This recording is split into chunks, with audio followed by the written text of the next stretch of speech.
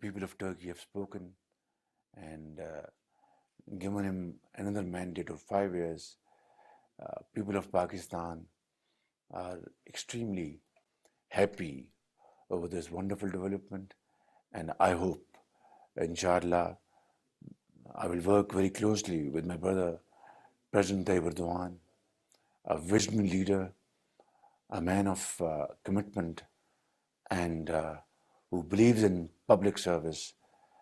And I hope our relations would enhance to much higher level in terms of our brotherhood, understanding, and economic cooperation. Coming to your question, ever since I took over as Prime Minister of Pakistan, we took over under very difficult circumstances. Pakistan in April 2022 was at the verge of default because the government of the day had violated IMF's agreement and the economy was in tatters. Then we had devastating floods in August 2022. Combined with we were facing galloping inflation because of international situation. Alhamdulillah, we were able to face these floods and handle it in the best possible fashion with the help of the people of Pakistan, our brotherly and friendly countries. Turkey was in the front line, contributing in every way to assist flood victims. 33 million people were affected by floods. Our crops absolutely washed away. Our bridges and roads and rail infrastructure were damaged hugely.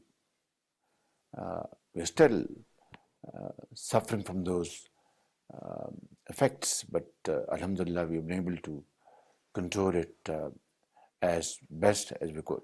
This year, we had bumper wheat crop. Previous year, we had to import wheat to the tune of billions of dollars. With the country facing foreign exchange difficulties, Alhamdulillah, this year, bumper wheat crop would save billions of dollars of Pakistan's scarce resources.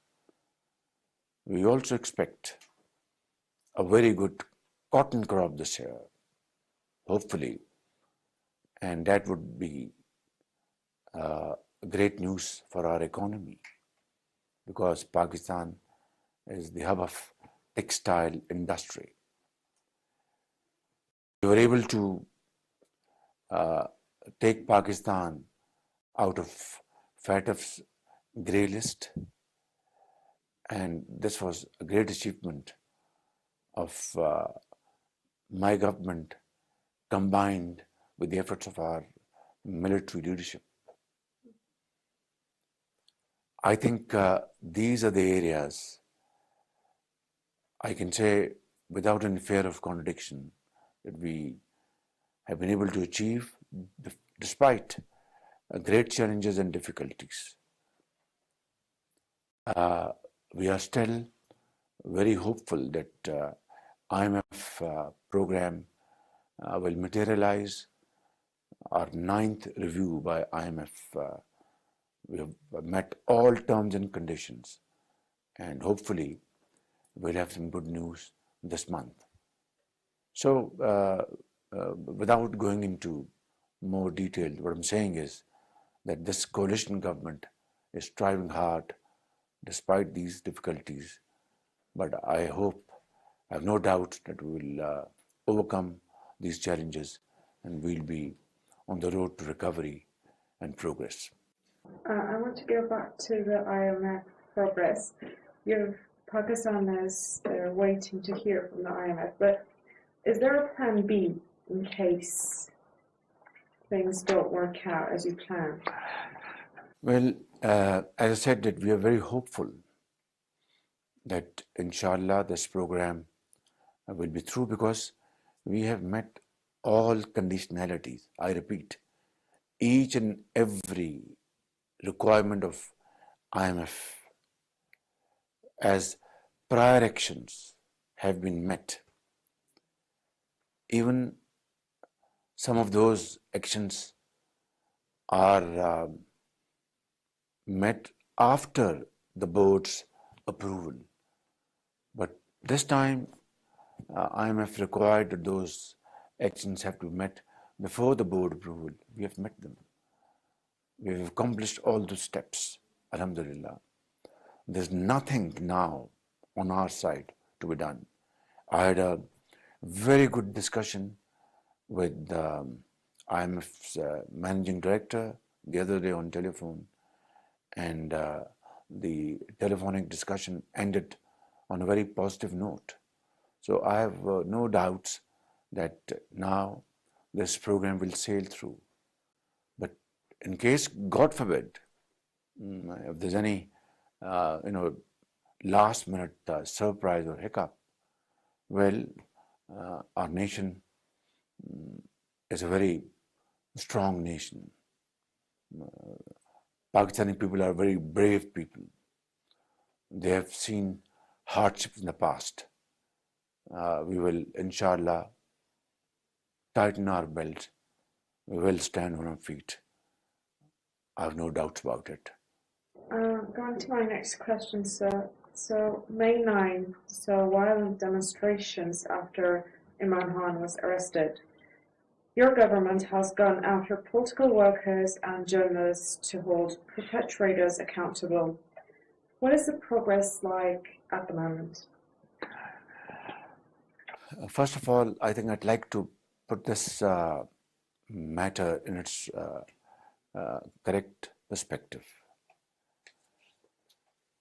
Imran Khan was arrested on 9th May on no other charge except serious corruption charges of malpractice and wheeling, dealing, and corruption. And the law had to deal with this. He had to prove before the court of law, in case he thought so, that these are cooked up charges. Through facts, he could have gotten a clean chit from the court of law. But the moment he was arrested, he, for a period of time, he had been preparing his people mentally, his bunch of thugs, I call it, to react violently in case he's arrested. He planned this very serious criminal act against the state of Pakistan. He incited his people, and it's not hearsay. I mean, there is evidence beyond any ray of doubt, irrefutable evidence through his own statements that if I am arrested, then this nation will burst. If I am arrested, this will happen. I won't be able to control my people. And his associates, they were directing those people to reach that place and set the building to fire, reach that place, throw stones and open fire, reach that place, bring out that monument of a Shaheed, we call it, martyrs of Pakistan, who laid their lives for Pakistan's sovereignty, who left this world and their children became orphans, yet through their unparalleled sacrifice, millions of children in Pakistan were saved from becoming orphans. They left this world and their wives became widows, but they, through their blood, ensured that thousands of wives do not become widows in Pakistan. That's the level of sacrifice our soldiers had given for Pakistan's well-being. And these thugs attacked those institutions, attacked their graves, brought down their monuments. So the law is now taking its own course. Those people who have attacked civilian installations will be tried under civilian law. And those people who have attacked military installations and desecrated those great institutions will be tried under the Military Act, and this act is in place since 1952. And under this act, not only army people are tried, but even civilians who have direct or indirect connection with some criminal act. And under this act, once the judge under this act awards punishment, two appeals lie for the defendant. One in the High Court and then in the Supreme Court of Pakistan. Please tell me what is wrong with this.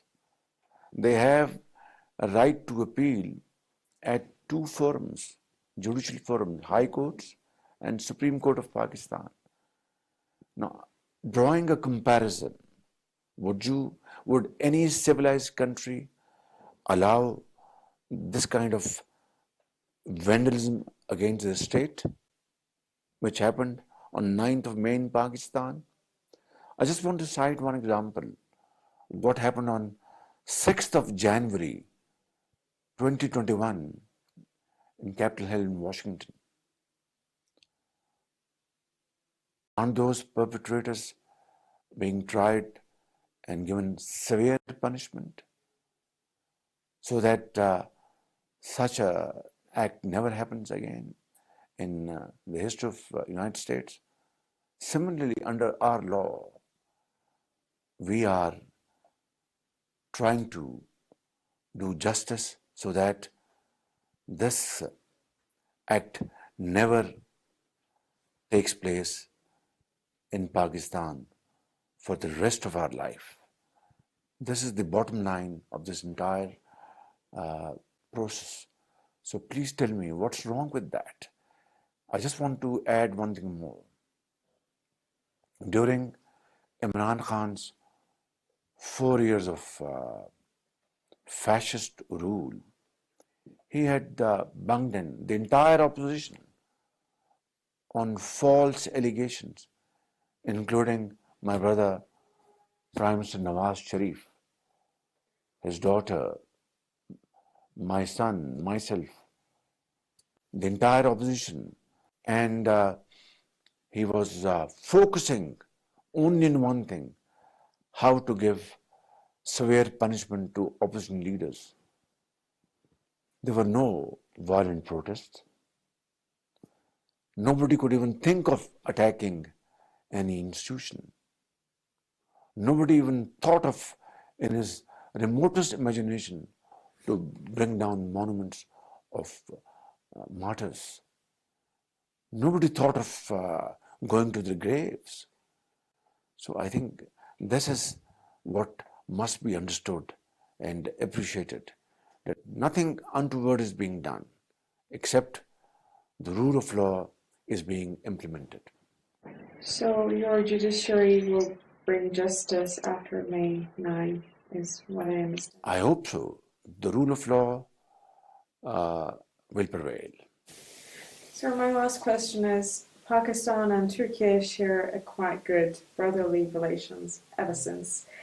How are you progressing these relations and what are your targets in the future? I'm very hopeful that with this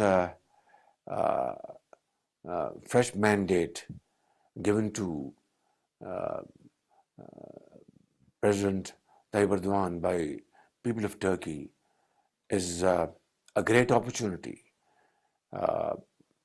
for me and the people of Pakistan to further enhance our relation with our brotherly people of Turkey. Believe me, I always maintain, and I mean it, that our two brotherly countries are like one soul and two hearts. They beat together, they pump together, they feel together. We speak different languages, but we understand what we're saying through our hearts. So I think it's a great opportunity, and I assure you that I'd like to.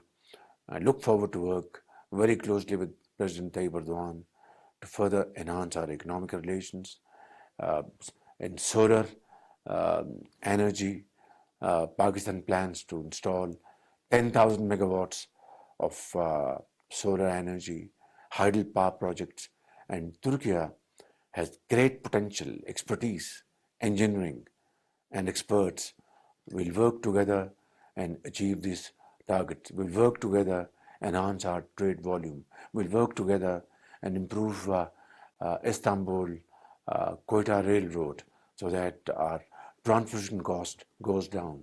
We make our production more economical, and that's how the two countries will thrive and prosper together. बहुत बहुत शुक्रिया sir. आपका बहुत शुक्रिया. तशक्कुर जन्म, बहुत शुक्रिया आपको. Thank you very much.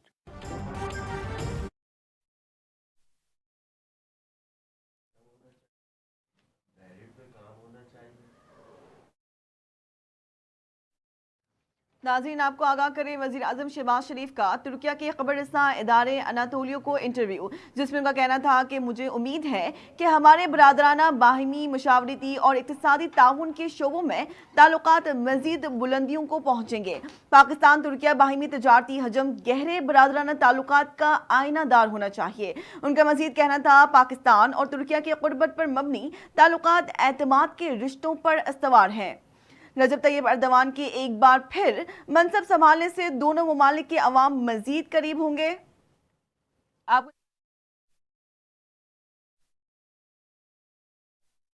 Interview